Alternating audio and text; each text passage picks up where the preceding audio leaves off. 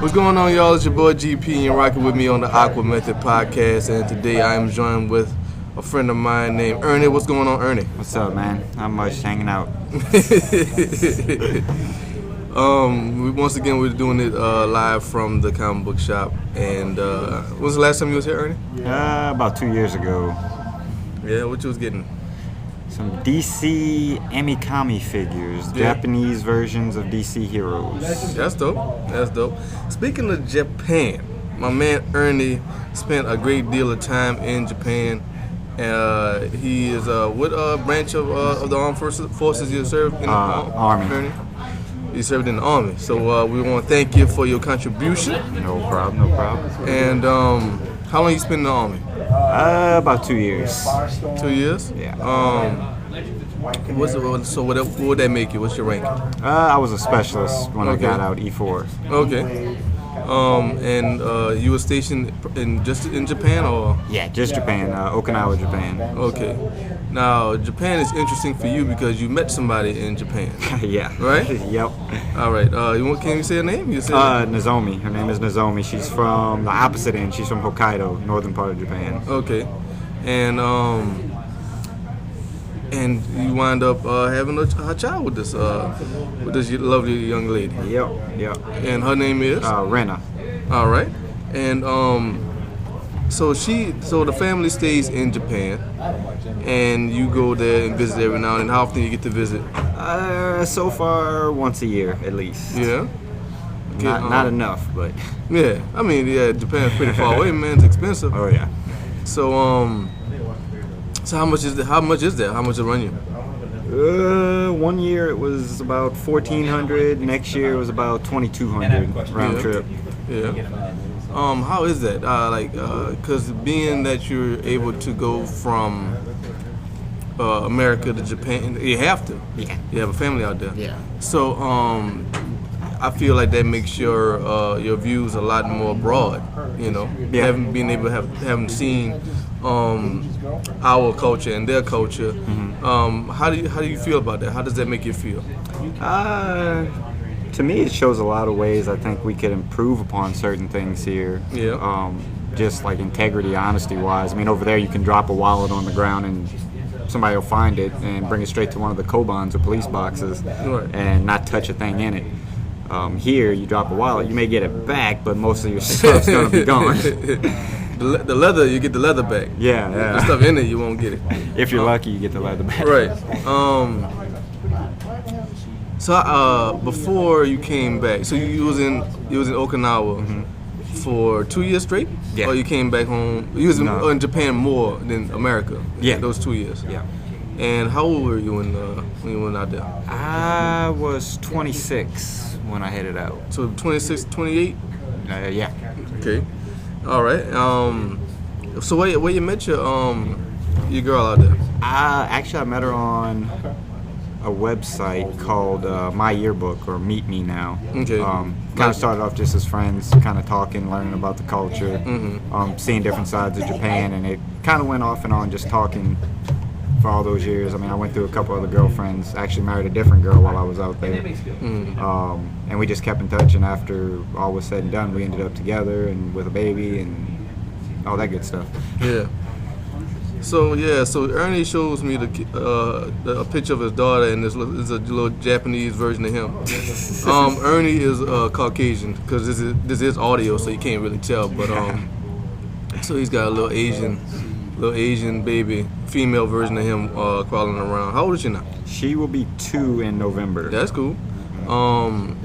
Any plans on, so you want to keep her in Japan, or you want to bring her here? It kind of goes back and forth. We were in the process of discussing what we were going to do before the baby became a factor. Now it kind of goes back and forth. I actually have a friend trying to set me up with an English teaching job in Tokyo to start, and then once I get situated, maybe go from there, maybe expand to where she lives, or maybe try to get them in Tokyo, one of the two. So mostly leaning toward going back there, because I personally would like to go back and be able to do a little bit more that I wasn't able to do because of rules and restrictions of the military. Right. So that's the plan as of right now. is for me to go there unless things change between now and whatever. You think? You think it'd be possible for her to be a baby of two worlds, essentially? We're hoping so. I mean, we're trying to teach her both English and Japanese. Technically, from what I've seen, what I've been told, she already has dual citizenship. That's cool. It will be something she has to choose which side to keep eventually, but as of right now, I mean, the doors, the possibilities are a little bit open, a little bit more pliable on what we decide to do. So now you can't talk to her. I mean, you can't go see her all the time. But how do y'all communicate? Mostly through text messages. On iPhone, iMessage has made the world a lot smaller. That's good. And FaceTime. So about once a week, if I'm not working or I'm not busy, I get to FaceTime with the baby. So okay, that's cool. When was the last time you went out there? Not this past June, the one before that, so last year. So last year, what was your experience like that time? The last time was a little less nerve-wracking than the first time. The first time I went out there to see him, she was still pregnant. It was the first time meeting her parents. And where they're from, it's very rural, very conservative. They're more traditional. But surprisingly, they were pretty open and pretty cool about an American being a part of the family. And the second time was just great because the dad is constantly trying to show me new things. I mean, he brought in fresh wasabi. He pulled up one day, ground it up, cleaned it up, and we ate fresh stuff, which is cool. I mean, having a father-in-law for a rice farmer has led to some pretty interesting meals and cool stuff like that over there. What's in your travels? What's the most interesting thing you've seen in Japan? Man, there's so much. You ever went to a sumo fight? No, I did get to do that. No. Unfortunately, I wanted to. It's something that's definitely on my list on one of my trips or if I get to move there. I think the most interesting thing was a slightly adult version of a burlesque show that they called the Banana Show. Wow. I'll leave the rest up to your imagination. It's pretty graphic. A little bit more friendly version or crazy things I've seen was actually getting to try horse sushi, or what they call basashi. Hold up. What'd you say? Horse sushi. Horse sushi. Yes. Okay. Basically just a slice of raw horse meat. Wow. Pretty tasty if you get over what it actually is and what the texture is like, but definitely a strange thing. Man, that's funny. We was like one of my fellow coworkers at the station. We was talking about horse meat actually because we went to Taco Bell. No disrespect, Taco Bell. I'm just saying what people say. There's not real beef in there. I think it's real beef. I don't know no different. If it is horse meat, I eat it anyway because that's how it tastes. But anyway, we was talking about that, so it's funny that you say that. So you ate raw. Yeah. Raw Mr. Ed out there. Yep. That's dope. Yeah. When you always wear that baseball cap you got there. Talk about that baseball cap. This is it's the Nippon Ham Fighters. It's the baseball team for Hokkaido, where my fiance and family live. They actually used to be in Tokyo. The thing with all their baseball teams is though they're usually got some kind of corporate sponsor. So Nippon Ham is actually like a meat packing company in Japan. So you have things like SoftBank. I don't even remember the name now. But it's basically a baseball team sponsored by one of the big phone companies out there. But I got this last trip out there last year. And I've kind of kept it on my head ever since. Just a little reminder of where my family is and what my goals are. So that's cool. So talk about the baseball culture in Japan. They seem to really like it over there. Oh yeah, it's like our football. Yeah. I know my family, my in-laws over there every night during baseball season. Once the game starts, they're on it. A lot of times it doesn't even have to be their team. Obviously they want to watch it, but they'll turn it on just to watch, just I guess to see what the standings are, what their team has to do to win for that season. I mean, stadium-wise, even from what I've seen, where here you probably see like a mess for the janitors and stuff to clean up afterwards. You'll see everybody picking up all their trash and leaving the stadium pretty much like they found it, which I think is a pretty cool thing. But it is a big deal. When you're out there. What's the nightlife? How many times have you been to Tokyo? A few times, mostly during the day. I went to the Tokyo Game Show back in 2010. Okay. Basically their version of E3, which actually that's going on this weekend. That's cool. Now that I'm thinking about it. But I've been there a few times, mostly just kind of stopping off in between here and Hokkaido. A couple times when I was stationed there, just to kind of go walk around, see the sights, do a little shopping. So I don't know too much about the nightlife there. I only really spent time in Okinawa with the nightlife. And even then, it was a little dive bar pretty much, owned by a former drill instructor for the Marine Corps. I had the idea that I didn't want to come off as a typical drunken American doing nothing but partying, so I stayed in like a little quiet bar. It helped me build some pretty good friendships. That's good. And representing America a little bit. Yeah. And a couple of the bartenders actually refer to me as their brother. And when their son was born, it was like, oh, you'll always be Uncle Ernie no matter what. Oh, that's nice. So they know that choice did lead to some cool things. But the few times I did get to go out, they do have a. It's both similar and different from our nightlife. I mean, it's the same scene. I mean, you'd recognize it if you got to go, but at the same time, it's just a slightly different setting. You feel different when you're out there. And of course, you get the right group of Japanese people. They'll make you forget memories from your childhood because they just like to pour alcohol down your throat. So. Yeah, I was telling a friend of mine one of the first alcoholic beverages I ever tried was sake. But I mean, this probably was some like bastardized American version of sake. But so like one of my goals in life is to go to Japan one day. Maybe a few times, but that's cool. So that's why I really wanted to get you on this podcast, because like you've been and you have to go. But it's an enjoyable experience. Oh yeah. So that's really cool. So how your American family feel about your you having a separate family in Japan? Like your mom and your dad, and you got brothers and sisters? I got sisters. Okay. Got 3 sisters. They're all pretty supportive. Some of them question my decision or my desire to want to move back over there, because I do also have a 10-year-old daughter here in America from my first marriage. Ernie making babies everywhere. We make fun of them all the time. Oh yeah. So they're mostly supportive. Of course, my oldest daughter says, that's fine if you move, but you just got to send me some Japanese stuff or stuff me in your suitcase. I'm coming with you. Right. But for the most part, they're supportive. They just question how am I handle being away from the oldest daughter, which is a conflict. But I got to spend a lot more time with her growing up, and now I'm missing out on the same things with the baby that I got to experience with her. So it's kind of not necessarily saying I would go forever. I would like to go back for a few years, see how it works. Spend time with the family there, maybe make a plan. And see where it goes. And like I said, there's still so much I didn't get to do or see while I was over there, mainly because limitations of the military. So,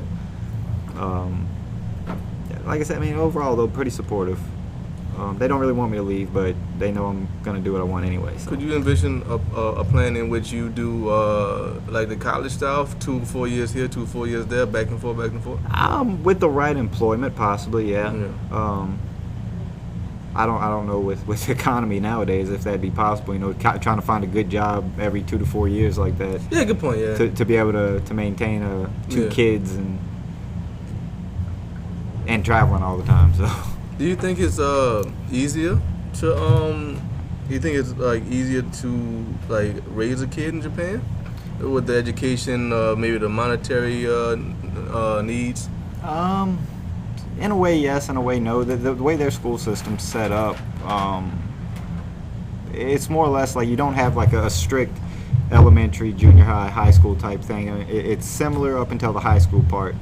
And then high school kind of becomes a voluntary thing, more like a college prep type situation. So really after junior high, they're more or less done if they choose to. They don't really choose to, though. And even then, when you're going from like elementary to the junior high type environment, a lot of times it's really competitive. There's better schools than others, and it costs a good deal of money to get into some of those better schools, which in turn brings a little bit more, that's the word I'm looking for, a little more honor or a little more prestige to the family and what their child's accomplishing. But it is a great education system from what I've seen. The kids as young as like 4 or 5 are walking by themselves to school without their parents, and it's mainly because trains and stuff like that. They have an idea that the parents aren't always going to be there. The kids have to learn how to maneuver and get around themselves to prepare for the fact that their parents aren't always going to be there. Right. I mean, I know I've seen it myself. A group of just little kids running across the street. Yeah. You know, nobody else around, and usually it's a couple miles to and from school. That might be like what you were saying about the safety of Japan versus here. Well, not only that, they also have a thing in Japan where it's called like a community, like the community raises the child, as they say, to where the children know they can go up to a stranger and ask for help, and 9 times out of 10 they're going to get that help with no problems. Right. I mean, there's still issues. I mean, I've seen the news. There's crime everywhere. Yeah, people getting killed, kids being found dead or disappearing over there. It's just not as common. It's not as... You know, people over there aren't going to freak out if they see a bunch of kids playing at the park by themselves with no parents, whereas here the parents would probably get arrested. Right. So. All right, that's cool. What you see a lot of Japanese culture in American stuff. You know, the anime, the manga, and stuff like that. Do you see anything like that will make you say like it's not really like that? Like this is some sucker shit. Not really so much in anime or manga. Okay. Mainly because that's just a direct... Probably like the restaurants. Yeah, the restaurants are off. I mean, since I've been home, I mean, I was a big fan of instant ramen before I went over there. Oh, yeah? Now, I have to choke it down, just because I've had the real thing. Yeah. And out of all the restaurants I've been to, I try to hit up every Japanese restaurant I can. And I mean, no offense to the restaurants here in town. I mean, they're great in their own way. But the only really authentic Japanese restaurant I found was a place called Yuki's Izakaya in the French Quarter in New Orleans. All right. She's from Japan. She's using all old family recipes. It's more of a bar than a restaurant, but the food is authentic. And a lot of American TV shows or even some stories I'll see talking about Japanese stuff, it's like, no, that's kind of off. Yeah. And then, of course, I get called a weeaboo for trying to correct them. But what's a weeaboo? It's more the more common or more modern phrase for Wapanese or white Japanese. Supposedly meant to be like a derogatory thing or like a new form of calling somebody an otaku or geek, right? A Japanese geek. Right. Of course, they don't know how to respond once I explain, hey, I've lived there, I have a Japanese fiance, Japanese baby. I think I know what I'm talking about. Right. And it's not even meant to come off as cocky, but no. But there's a lot of things you see or. Even with my fiance and all, people say, oh, you know, what part of China is your fiance from? I was like, it's Japan. China, Japan, same thing. And there's such a huge difference. And I mean, I felt guilty to it myself because when I first got there, I was talking to a bartender and I was like, you know, what part of Japan are you from? Are you from Okinawa? And she's like, I'm Chinese. Like, oh, crap. But yeah. So it takes a little while to get used to the differences and to be able to point them out. And it's not even something you can really explain. It's just being around it. Yeah. You start to notice the little subtle differences between the different cultures. And did they ever insult you if somebody asked you what part of China your wife's from? Not really. I think the only thing I've ever gotten bothered by was when people ask if her family or her ancestors were involved in Pearl Harbor, which to me is kind of silly. Yeah. It's like, you know what, we bombed the crap out of them and they don't hold a grudge. They've moved on. Why are we still bringing up stuff like that? Yeah. So I kind of brushed it off. At first I kind of got annoyed and I'd get kind of combative about it. Now it's just like, it's not even worth it. Right. Ignorance is ignorance. Yeah, no. Well, that's good. You shouldn't let stuff like that. It's like just because you're a Middle Eastern or Muslim or something like that doesn't necessarily mean at all that you're down with terrorists. You know? Exactly. You could be they can talk just like me and you. Yep. No accent or anything. Yep. Not that having an accent would denote some sort of negative affiliation or anything, but no, it's just you gotta know people, you know. And I mean, and even there, I mean, the Communist Party in Japan is not as big as say in China or anything, but you'd always see these groups in like old school World War II fatigues protesting Americans, and that's another great thing about them is even though they may be against certain aspects of America, like the bases, so many bases over there, they're protesting in front of the shopping center, and then you walk by and they see you and they go from, you know, screw America this, screw America that, oh, how you doing, Gaijin? You know, I hope you're having a good day. And they're just real polite and really cool, and they'll come shake your hand. Oh, thank you for helping us here. And it's like, well, weren't you just trying to tell me to get out of your country? I mean, you know. And I think a lot of people can learn from that. That's one of the things I love about the culture over there is even if they don't really like you or agree with you, they'll still be polite to you. They'll still respect you and your ideas. Where, you know, and that is something I wish we could learn here. Yeah, that's cool, man. How many bases are in Japan? Ooh, total of Japan, I'm not sure. I know in Okinawa there's at least like 13, 14, Wow. maybe 15. And the sad thing about that is it's all, Okinawa is like 55 miles long and at its widest point, 5-6 miles across. So it's really tiny. I mean, there's not a place on the island where if you're not on a hill, you won't be able to see a beach or the ocean. And it's a big deal now. They're talking about shutting down one base, and instead of just shutting it down or relocating it somewhere else, they're just moving it a little bit further north on the island. So it's kind of an overabundance, in my opinion, just from being around. It is highly Americanized. Okinawa used to have a really long lifespan, I guess you can say. They used to be one of the longest lived people in the world, and they still kind of hold that record, but it is dropping because, fast food's becoming more prevalent. Older style things are being forgotten, and there's just a large American presence everywhere, and half the time they don't care to learn or try to blend in and learn about the culture, which is kind of sad because one of my biggest misconceptions going in was, okay, this is Okinawa. I used to mess with my cousin's ex-girlfriend. She was a foreign exchange student. Oh, she's Japanese. It's like, no, I'm not Japanese. I'm from Okinawa. Well, what's the difference? And then you don't realize until you get there that they're actually a very proud people. They love their history. Mainland Japan calls them lazy or uncaring. In reality, it's just like what they call the island life. They don't take life too serious. They enjoy life, but they work hard. So once they're done working, they're gonna have fun. Whereas mainland Japan's a little bit more strict, a little bit Business. more formal. Yeah.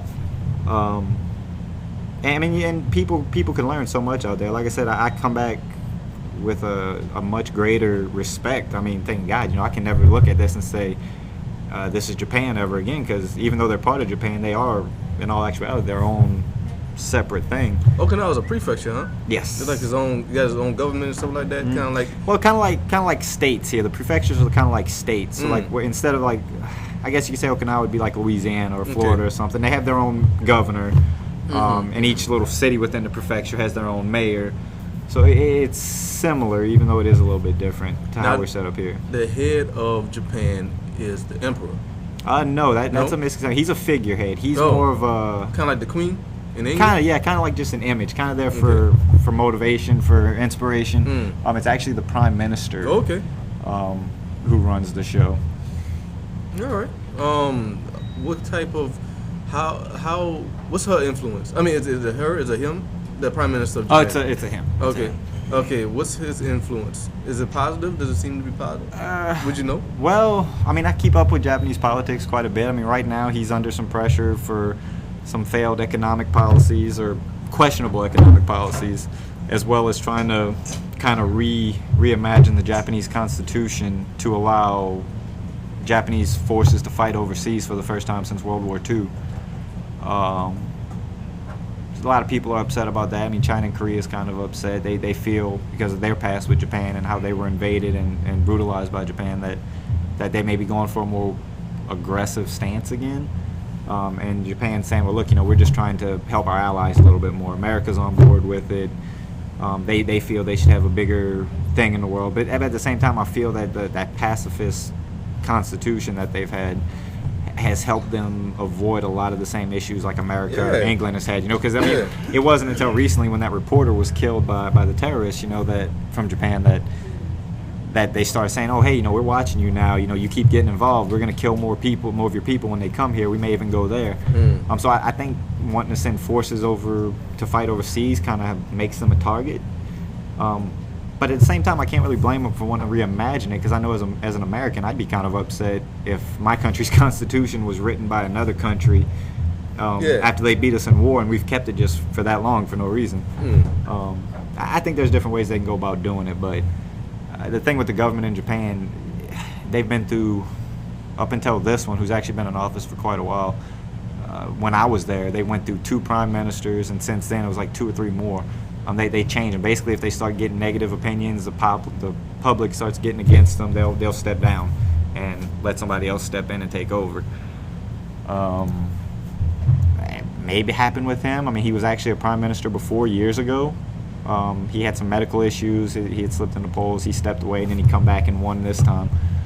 Of course, a lot of Japanese people aren't happy with the the Constitution issue and him trying to say, oh, we're going to go fight again. That it was actually a fist fight that broke out in their parliament. Really? I was reading about in the news today, people opposing it. So it may shift, but how do you keep abreast of Japanese news and stuff like that? You just go online? Go online. There's a couple websites I frequent, like Japan Today or Japan Times, or a few of them. I have a few friends who are still in Japan who post about things, who write about things. And usually it's just me scanning, hoping I don't see anything that could possibly affect my fiance and daughter. Yeah. But I mean, just in general, I don't have much of a life. I work, I play video games, and I read a lot. So if I'm not playing some kind of video game or something, chances are I'm reading. We're trying to study Japanese a little bit. So how's that coming? Not as well as I'd like. I just picked up Rosetta Stone. I'm waiting to set it up and get started on that. Okay. So I was going to ask you, how's your reading of Japanese? Because I'm assuming, I just assumed that you was able to read it. I can read the simple characters. There's a few different characters. They have hiragana and katakana. The hiragana is like the more basic form of their alphabet. The katakana is really the same thing. It's just written differently for foreign type words. And then there's the kanji, which there's over 2,000 of those, so I'm not even trying to go into those yet. But I can actually understand more than I can read or speak. Okay. Now when I was there, I could do a little bit more of both, easier, mainly because I had that everyday interaction. It's just a little bit harder being back around nothing but English all the time to keep it going. Is it frustrating talking to your girlfriend's, your fiance's parents? Not really. She's usually there. I mean, if it's something usually I can understand what the point they're trying to get across well enough. If not, she's usually pretty good about translating. But it's the same weird situation I was in when I actually lived there. One of my bartender friends, he actually spoke very little English, and what he did speak was really bad. Okay. And at the time, I didn't speak any Japanese, but me and him could talk to each other all night long. He was speaking Japanese, and I was speaking English, and we understood what the other one was saying. That's cool. Through kind of like body gestures. Yeah. And people didn't understand it because they were talking one night. He's going in Japanese, I'm in English, and for like a couple hours, and it finally is like, do you speak Japanese? It's like, no, I mean, I can catch words here and there. And does he speak English? No. How the hell are y'all talking to each other? Yeah. Honestly, I don't know. I didn't think about it till you said something. Now I'm going to be wondering what's going on. Yeah, it's like a meld between people that like each other. Yeah. That's cool. And it's the same thing even now if I'm watching videos or something of like Japanese news or some crazy prank shows in Japan. My mom will come by and be like, do you even know what they're saying? And I got the gist of it. I mean, I'm picking up words. So you don't understand everything. Why are you watching it? I said, to help me learn, to practice, And because you like it. Yeah, and a lot of it is funny as crap, so. No, because I'm the same way, because I've tapered it off a little bit, but when I was in high school, my last year in high school, up to about maybe my second or third year in college, I was really into Japanese rap music. Like really, really into Japanese rap music, like Rip Slime and M-Flow and the Teriyaki Boys. Yeah, man, I was really into them. Mike Bandits, all kind of. It was like real dope. And I don't speak a lick of Japanese. You're probably a Japanese professor compared to what I know. But you can feel it. Yeah. You know what I mean? And the videos are great, and you can just feel what they're saying. Like, I mean, it's like Jamaican music, like reggae music, is closer to English than Japanese music. Yeah. But I don't understand what they're saying all the time either. But you can feel it. You can feel the energy. Yeah. You know what I mean? Like, I can tell you 5 or 10 songs that I love that are Japanese rap music songs. You know? Like, you like any of the Japanese music out there? Japanese rock, rap? Oh God, yeah. Most of the music in my phone is Japanese. Yeah. Yeah. What's some artists you listen to in Japan? Well, when I was there, I mostly listened to AKB48. Okay. Which is kind of like a girly J-pop group. It's like literally like 50-something girls. I heard something about that. Yeah. And they start from a young age. I mean, they have pretty strict rules with the idol groups like that. You know, they can't have a boyfriend. They can't look like they have a boyfriend. Really? just to keep that whole squeaky clean, unattainable image, I guess. Right. Then there was a few others. I mean, I got into Maximum the Hormone because of Death Note. They sang the entry and ending songs. That's a good show. Yeah. Actually, they're coming out with another live-action movie for I heard about that. I heard it bringing it in America.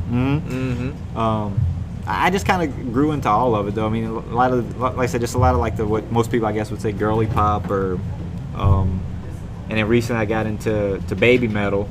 Baby metal. Yeah, kind of like a mix of heavy metal and J-pop, and it works. I mean, you don't think it will, especially when you start listening to it.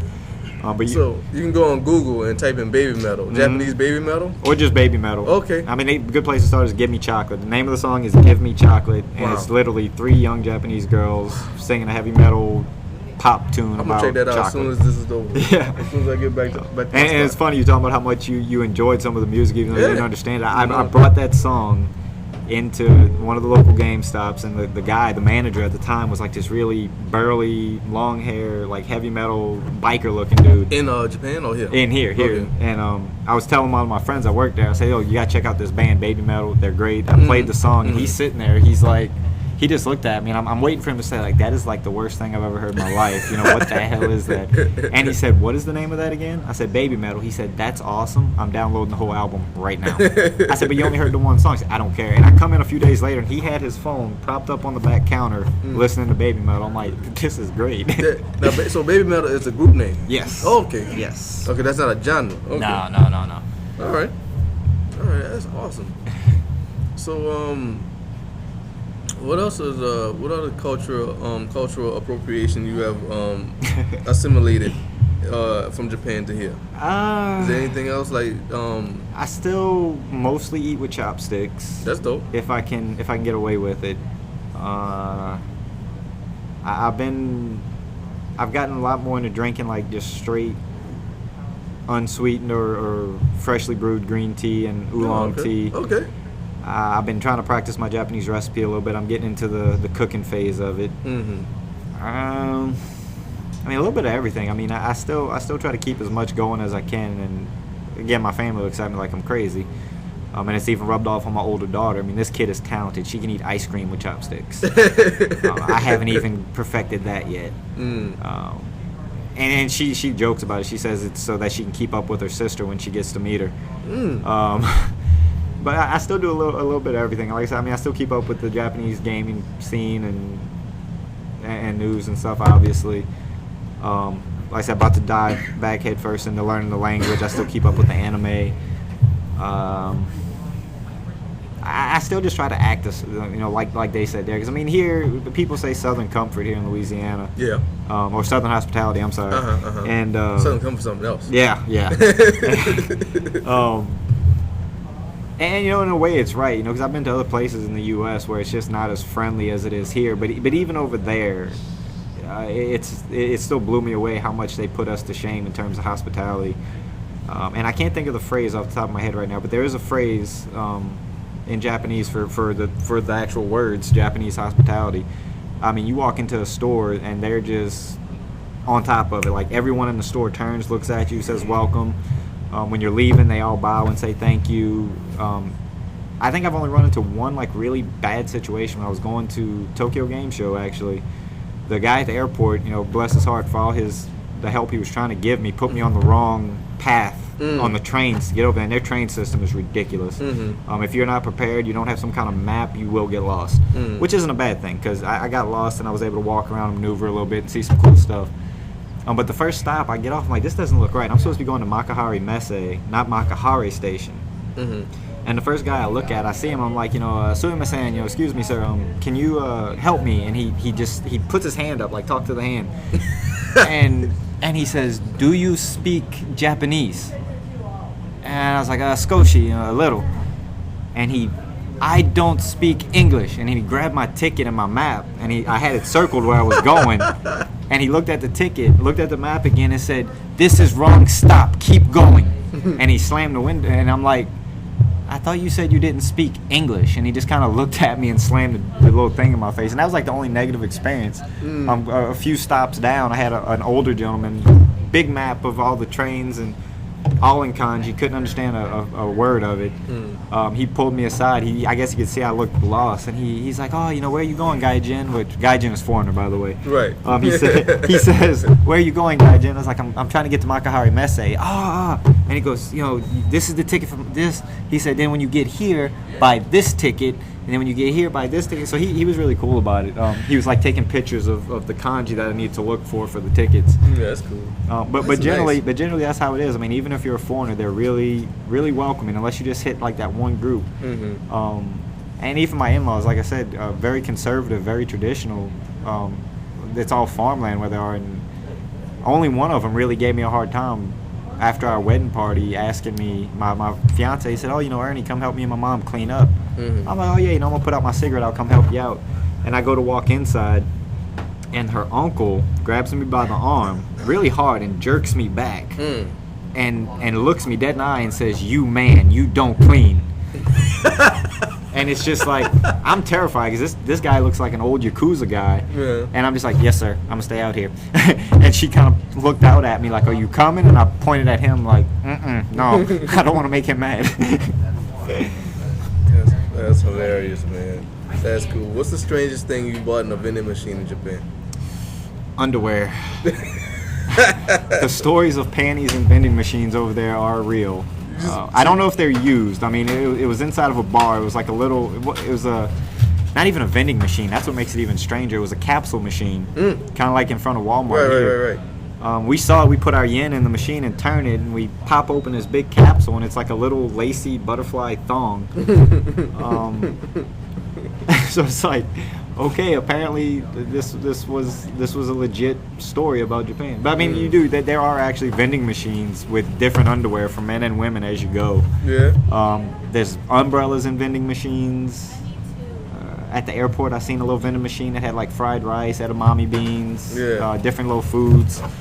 Just about anything you want in a vending machine they have, and they're everywhere. You can't go 10, 15 feet down the street without seeing at least 2 vending machines on each side of the road. Right. And that kind of ties into their whole. The Japanese people are big on convenience. Anything that makes their life easier, they're all for it. So, hence why they have a better transportation system, because you have trains, you have buses, taxis everywhere, bullet trains. So a lot of times you don't even need a car over there. I'm trying to think of some other weird machines though. The panties was definitely the weirdest one, especially because it was in a capsule machine. Was it a capsule machine for just panties, or you just had that was just random stuff? We're not sure, because like I said, it was inside. We were already kind of drunk that night, and the bar that we were in were drunk. So I can imagine it was probably like panties, condoms, stuff like that. Awesome. Little weird stuff. They're a little bit more open sexually as a whole than we are too, because you can go into their version of Hot Topic or Spencer's. It's a little place called Village Vanguard. Just all kind of weird stuff, just like in Spencer's or Hot Topic. And there's like these photo books. Japan's big on photo books of half-dressed girls. Okay. There's also topless books. A lot of their nude books, I guess you can say, are just topless. But you go into these stores, and these books are just out there, and there's little kids just looking at the books, and nobody's paying them any mind. Right. Nobody seems to care. And then, of course, I mean, you're a fan of anime. You know some of the weird stuff that happens in some of those. So, and that's stuff that airs on primetime television. So it's kind of hard to... We look at some weird stuff here, and it's like, nah, you haven't seen weird yet. Yeah, well, most people haven't traveled. No. Period. And then then Japan might as well be on the moon. But like I said, man, that's one of my goals, man. Goals in life. Number 1 is going to Japan. I want to go to Italy too. Yeah. But Japan, number 1. Gotta get there. I just want to see that. I gotta see them lights and all that. Yeah. And what's your experience with the capsule hotels? That was I actually tried those for the first time last year when I went. And it wasn't actually what I thought. Like, they're still like the traditional ones you can Google and see, like just a weird little tube in the wall. This was in the airport at Haneda International Airport in Tokyo. It was called First Cabin, right below the arrival gate. You go down, they give you a key card, all this other little stuff. They take your bags, put them in a storage room, and you go in, and you either have the choice of like it's like 4,000 yen for the small room, or like 5,000 yen for the large room, which is like around $45-$55 respectively. The bigger room had like a little table, a little foot room, and a TV up in front of the little curtain that closed for the room. The smaller one, which I stayed at on the way home, was literally a bed. You crawled into the bed. They had a little shelf next to the bed that you can open up for smaller storage, for like a personal bag. And then the TV was kind of hanging up above you. I mean, surprisingly, for the price, given how cheap it was, I mean, it was really nice because like you can't leave the hotel. I mean, the airport obviously after a certain time because they closed down, and you're pretty much locked in this little section of it. But there's a smoke room inside of there, which those are big in Japan. Almost everywhere you go, there's an indoor smoke room with this great ventilation. I don't know how the hell they do it. But they had vending machines with drinks, ice cream, food, and beer. Right next to the smoke room, and then inside of there they had a shower room, an onsen or a hot spring room, which sucks. I didn't get to try that out because all the tattoos, they're not too big on tattoos and bathhouses. Really? Yeah, mostly because they associate them with the criminals, the Yakuza. Okay. But the capsule hotel, I mean, anybody who's going in, That's all right. Anybody who's going in and who may have a layover if they're heading somewhere else in Japan, it's definitely something they shouldn't be afraid of. It's a cool little experience, and you would think it'd be uncomfortable as all get up, but it's not bad. So they saw you with tattoos and they were like, no, you can't do this? Yeah. Okay. Even in Okinawa, a lot of times you'd figure there with so many Americans around, they were a bit more open about it. But there was a few times staying at some of the resorts and hotels there, if you were going out to the swimming pool, they saw your tattoos and they'd stop you like, look, you have to cover them up. Right. So with somebody like me who has big tattoos, you got to put like a ton of Band-Aids on it. Really? So it got to the point, okay, that's the workaround. So I'm trying to go to the swimming pool at another place with all the Band-Aids on my arm, and they stop and it's like, did you hurt yourself? It's like, oh no, I have tattoos. No. It's like, if people see that many Band-Aids, they'll know it's tattoos. We don't want to scare them. I was like, oh great, so I can't go swimming. Guess I'm going to the beach. Well, yeah. Do they notice you as an American or a foreigner? Do they treat you like a Japanese person, or do they favor you, or do they give you specialized treatment because they know that you're a foreigner? I wouldn't say specialized or special favors. Like I said, overall they are really friendly and really accommodating. There are certain areas, I know in Okinawa, certain bars you try to walk into and they put up like crossed arms, which was basically the sign of saying, hey, no, we don't want you here, leave. Wow. And it was mainly just because of the negative connotations that a lot of them there associated with Americans as far as just being like barbarians. I mean, there's a lot of Marines that rape people over there. So in response, I mean, they would just say, no, we don't want you here. We don't want any trouble. Other places like, hey, you know what? Americans are keeping our economy alive here in Okinawa. So, hey, you come in, drink all you want. Right. And there was a time, one of my friends, she brought me a little bit further up north, close to where there's some controversy about the new base they're trying to build. She said, I want to bring you to an izakaya, a little Japanese pub and bar. And she said, wait outside, I got to talk to the owner. And basically she had to convince him, look, I know this guy, he's not going to cause any trouble, because he'd already had Americans cause trouble. He basically was one of those guys that, hey, no Americans. Right. So when I walk in, it's like everybody looked up and just kind of looked at me like, what the hell is he doing here? And after a few drinks and all like that with some of the guys in there, it turned out all right. Like I said, drinking with old Japanese dudes is probably one of the coolest experiences in the world. Even my father-in-law, I mean, every single night he would come home and they got their little short tables. He flipped it out, put it in the middle of the floor, and just points down at the table, Ernie-san, beer. Every single night, even when he was sick. I mean, this man had a flu. Like, it sounded like he was dying. He still goes to work at like 4 o'clock in the morning. Got home that afternoon, 4 or 5 o'clock in the afternoon, flips the table down, Ernie-san, beer. And it's like, dude, give me a break. My liver is screaming. I could just imagine that. So what's their living arrangement like? They got like they have like a big house, a small house? It's kind of big for Japan, which isn't usually a luxury because the space. But I mean, out there where they're at, it's all country, so their house is pretty old. I think they said it was built in like the 60s. Okay. There is a bedroom upstairs. It is a little two-story. Well, I say two-story. You go up a flight of stairs, there's a bedroom at the top. But mostly it's everybody stays downstairs. There's a little area like common area. Then there's the living room and the kitchen, dining rooms kind of all together. But usually at night we just roll out the little futons and on the floor and go to sleep there.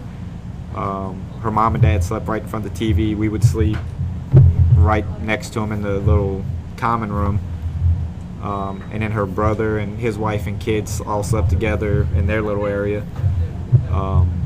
So it is a nice little setup. I've gotten used to sleeping on the floor. I'm half tempted to rip my bed frame apart and just have a little mattress on the floor in my room. Yeah. No, I was gonna ask you about that. How's that? It's nice. I mean, like I said, you usually have less space over there. So they really do? They sleep on the floor on like a mattress? All of them? It's like a little thin futon mattress. I mean, some places have like actual beds. I haven't seen many though. One of my friends in Okinawa had an actual bed, but most of my in-laws, most of my family over there, they all have just the little mattresses that they roll out every night. No, if I went, I would want to do it like that. Yeah. I don't want to do it like that. Do it like them. Yeah. The most I've seen over there of actual beds was in the hotels, but again, I mean that's mostly for tourists and stuff like that. Yeah. So it's still pretty cool. Just hey, time to go to bed. Okay, roll out the futon. When I go, that's what I'm doing. I'm gonna do it just like them. Yeah. So how is it really strict about the shoes in the house? Most of them are. I don't know how strict my family is. I've just always done it because I know that's how most of them are. But generally, yeah, as soon as you walk in, you have like 2 doors you have to go through. The first door just opens up into like a little foyer type thing, and that's where you keep all your shoes. And then you go into a second door that actually goes into the house. Which is funny, they don't even lock those up at night. No, at the front doors? No. So anybody could just hop on it? Yeah. I mean, but they have a pretty cool delivery service. I mean, we ordered food for our wedding party. They drop it off, and they just left the big trays from the sushi in the little foyer area. And like a few hours later, this little guy pulls up in a truck, opens up the door, grabs the trays, and leaves to pick them up and go bring them back to the company. So, or a lot of times, even if you have grocery delivery over there, I mean, the guy will walk all the way into the foyer area and be like, oh, delivery. And again, it ties back into that whole community type mindset that they have. That's cool. Yeah, it's that low crime rate helps out in certain areas. That's cool. Well, Ernie, I'm gonna have to wrap this up in a little bit. A few more questions though. Okay. What's 2 things you want to do that you haven't done in Japan yet? Ooh, that's tough because there's so many. I would actually like to, more than the sumos, I'd like to go like visit Kyoto, see like the geishas, and have like that experience. And I think, I mean, again, sumo's pretty high up on the list, but I think the geishas and then climbing Mount Fuji. I think that'd be a cool thing because they actually have a pretty cool, in the springtime after all the snow's gone, they have a cool little trail that takes you all the way up to the peak. It's supposed to be a really cool thing, so I would like to try that one day. Okay. Top 3 manga. Oh man, I'm a little bit behind. I'd probably say right now Attack on Titan. Really? I don't really care about Attack on Titan. Sword Art Online. Okay. And probably all time favorite, I'd probably have to say One Piece. Really? Yes. One Piece is dope. Yes. One Piece is dope. I need to get back into it. Like, I started falling off after the Skypiea arc right there. But my favorite TV show of all time, my favorite cartoon show is Cowboy Bebop. Yeah. Of all time. That is awesome. That's epic. That one's good. I'd say my all-time favorite is Fooly Cooly. Really? 6 episodes, but they told the story they needed to tell in 6 episodes. That is so weird, man. That is so weird. And what is give 3 quick tips on what a first timer should do in Japan. Like what 3 quick tips or 3 things that you have to do your first time in Japan. Ooh, definitely eat real ramen. Okay. No, I would say beforehand study up a little bit. Yeah, I wouldn't say you have to necessarily know the language too well. They'll appreciate it even if you just say like a few words. If you can get a few basic words down, that will tickle them silly. Just try to understand a little bit of the words and some of the culture. Know that things are different. The food, I mean, obviously, just hop around. It kind of like, even here in America, by rule, the more rundown and shady a restaurant looks, the more likely I am to try it, just because that's usually some of the best food in the world. That's interesting. This Japanese place in New Orleans is a prime example. Graffiti all over the outside wall. You walk in, it looks ratty, it looks run down, but it's the best food I've had, Japanese food I've had in America. And finally, don't be afraid to go off the beaten path. I mean, Tokyo is great. If you're looking more for a beach vacation, Okinawa is great. But there's so much to do if you just kind of leave the main path anywhere in Japan that most foreigners will probably miss because they're too busy. Oh, I got to go to Akihabara. I got to go to Tokyo Skytree. I got to do this, got to do that. You know, take a break and get lost. Everywhere I went, Okinawa, Tokyo, I took a little time to get lost, and I didn't regret it. You meet some cool people, get a lot of free food, a lot of free drinks, you know, trying to get around, especially around New Year's and drinking time. But don't be afraid. Like I said, getting off the beaten path is probably the best choice I ever made, because I used to think Tokyo was all there was in Japan. And after 2 years in Okinawa, spent a lot of time there, and then even going to see my family in Hokkaido, there's just so much that people take for granted that they can see over there. And all of it's amazing. Well, that's cool, man. I appreciate it, Ernie. Oh, no problem. That was a great interview, great insight, man. I will go to Japan. Lord say the same, I will go to Japan. If I'm there when you do, if I've already moved there, let me know. I'll show you around. All right. All right, man. Like I always say, at Grasshopper GP on Twitter, Grasshopper GP at Yahoo for the emails. If you got anything you want me to advertise, just let me know. We'll set up the whole PayPal thing and all that stuff. This is Grasshopper GP official with 3 S's because I can't spell on YouTube. This is the AquaMethodPodcast. For as long as I can, I think I'm good because the other 2 things that have that name have no relation to the podcast. This is the only podcast name, AquaMethod. So I'm thinking I'm gonna keep the name because I really like the name. Thank y'all for listening. I really appreciate everybody who listens. Tell your friends if you're in Japan, help them translate it. You know, it's 51 minutes long, probably be about 53 by the time I'm done with this. So, just help everybody understand it. Let's spread it around the world. AquaMethodPodcast episode, what is this? Episode 10. Y'all be good. Thank y'all for listening.